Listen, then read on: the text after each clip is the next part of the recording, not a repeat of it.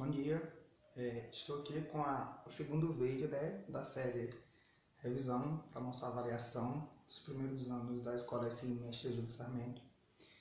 E outro assunto que a gente viu essa questão da parte anatômica, né? E agora a gente focou nas questões do sistema fisiológico. Viu também essa questão da parte anatômica do sistema, viu?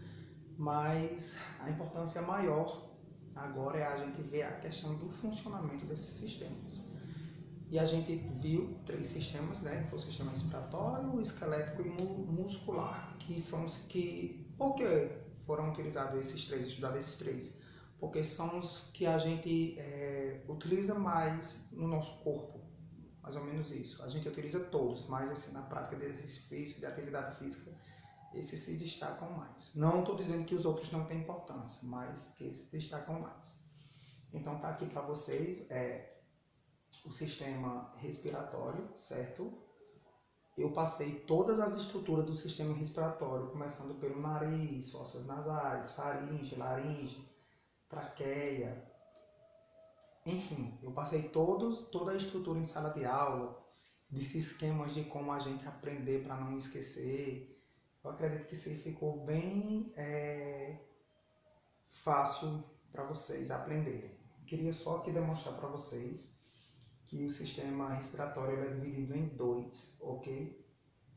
Em trato do sistema respiratório superior e trato do sistema respiratório inferior. O trato do sistema respiratório superior são todas as partes do sistema respiratório que fica acima da caixa torácica. O início da traqueia faz parte ainda do trato respiratório superior. Parte dela também faz parte do trato respiratório inferior. Só essas questões para vocês reforçarem, mas enquanto estrutura, eu acho que eu consegui em sala de aula passar no laboratório de biologia todas as estruturas e suas características.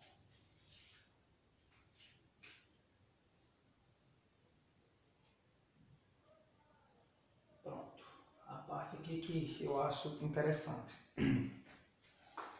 Ainda sobre essa questão do sistema respiratório e as suas partes. Notem que aqui tem a traqueia, certo? E quando a traqueia ela se bifurca em 2 partes.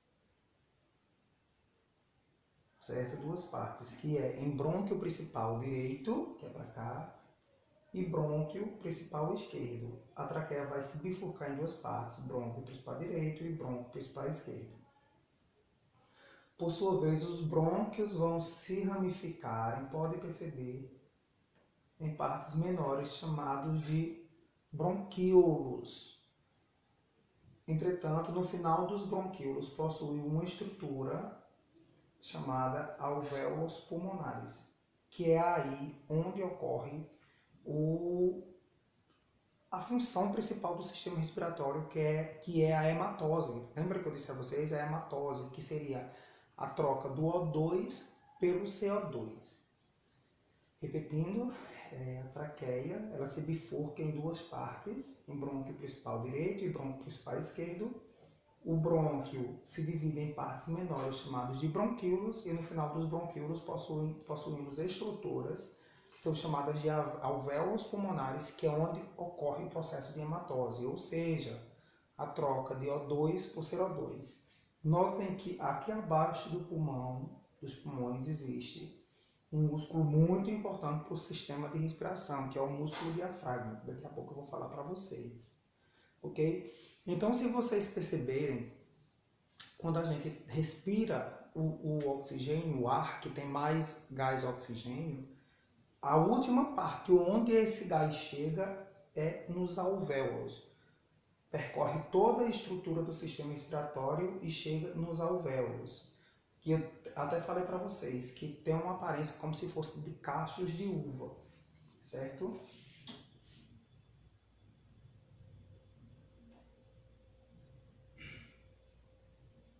Aí tá aqui uma ampliação. Essa parte aqui, ó, um alvéolo, e os alvéolos são rodeados por quê? Por vasos sanguíneos. certo? Quando a gente respira, como eu disse para vocês, quando a gente respira o ar que tem mais O2, a última parte onde ele chega é um alvéolo. Aqui está um alvéolo para demonstrar para vocês, apenas um alvéolo com O2. E nesse exato momento que o ar com maior concentração de O2 chega no alvéolo, nos vasos sanguíneos a maior concentração de gás é de CO2. Aí há essa difusão, ou seja, a passagem de ar tanto do alvéolo, das células do alvéolo, quanto das paredes do vaso sanguíneo, do lugar de onde há maior pressão para menor pressão desse gás. Obviamente, se nesse momento eu respiro o ar que tem muito oxigênio, e eu disse a vocês que nesse momento, nos vasos sanguíneos, passava a maior concentração de O2, a pressão é onde ele tem mais para menos. Então, o oxigênio vai sair dos alvéolos, passar por meio de um processo chamado difusão alveolar, difusão que vai passar dos alvéolos para os vasos sanguíneos e os vasos sanguíneos para o contrário. Difundirá para dentro do alvéolo o CO2 e receberá o oxigênio do alvéolo. Daqui a pouco eu vou passar um vídeo demonstrando para vocês essa questão da pressão. Ok? Pronto. Uma parte aqui que eu acho muito bacana de vocês saberem, eu falei da importância da questão do músculo diafragma. Percebam que o músculo diafragma embaixo, e ele vai participar muito dessa questão do processo de inspiração e expiração.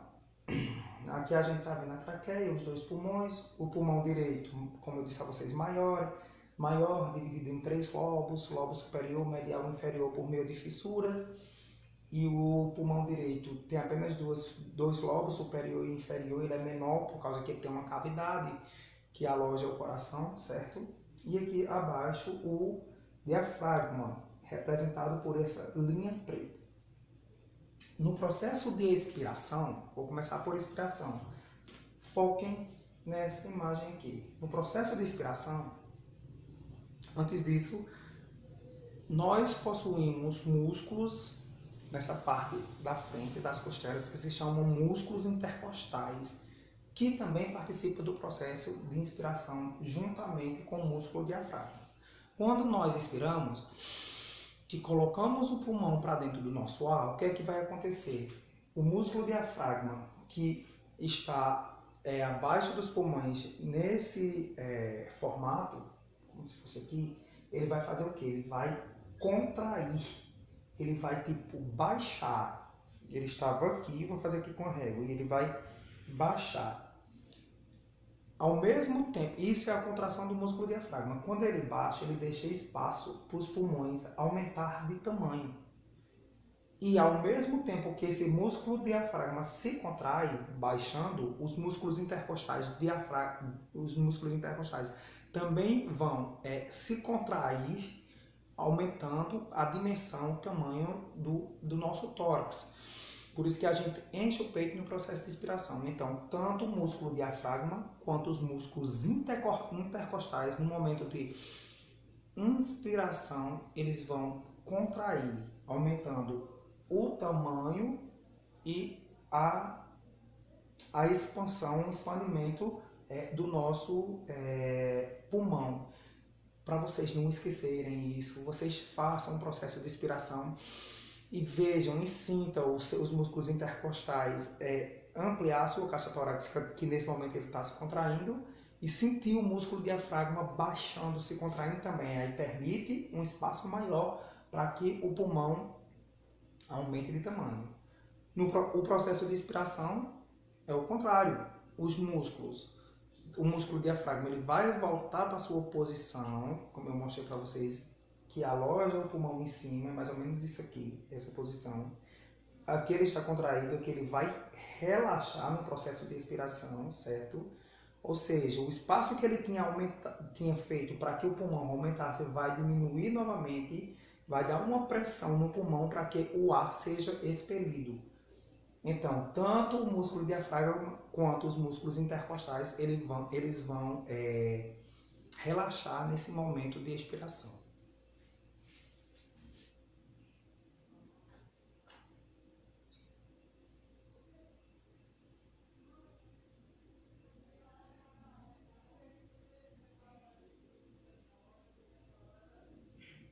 trouxe aqui esse vídeo para mostrar para vocês. Isso aqui, essa parte rosa, ela é um alvéolo pulmonar, ok? Respiramos O2, olha as partículas de O2 aqui. Ou seja, maior concentração e maior pressão de O2 dentro do alvéolo, porque vai estar mais esse gás dentro do alvéolo. 104 miligramas de mercúrio em relação à quantidade de O2 que está passando nesse momento nos vasos sanguíneos. Isso aqui, azul com vermelho, são os vasos sanguíneos, tá certo? Nesse momento que está passando nos vasos sanguíneos, a concentração de O2 é bem menor, 40 miligramas, quando comparada a 104 que está dentro dos alvéolos. Ou seja, tem mais O2 aqui dentro do alvéolo do que circulando no vaso sanguíneo. Então, o processo de difusão vai passar de acordo com a quantidade de gás, a pressão de gás. Se eu tenho maior pressão de gás O2 no alvéolo, há uma maior concentração e pressão. Então, ele vai passar do alvéolo para o vaso sanguíneo. Nesse momento, há uma maior concentração de O2 nos vasos sanguíneos e uma menor concentração de O2 dentro do alvéolo pulmonar. A diferença é de que nos vasos sanguíneos está passando 45 milímetros de mercúrio, enquanto no alvéolo pulmonar está passando apenas 40 miligramas de mercúrio. Então, percebemos que pelos números há uma maior concentração no vaso sanguíneo, que vai fazer com que o O2 saia dos vasos por um processo chamado de difusão para dentro do alvéolo, e assim esse CO2 é expelido pelos nossos pulmões. É isso aí. Prestem atenção nessa questão. Eu acredito que todos vão aprender com essa explicação. Ok? Bom dia mais uma vez. Daqui a pouco eu venho com outro vídeo.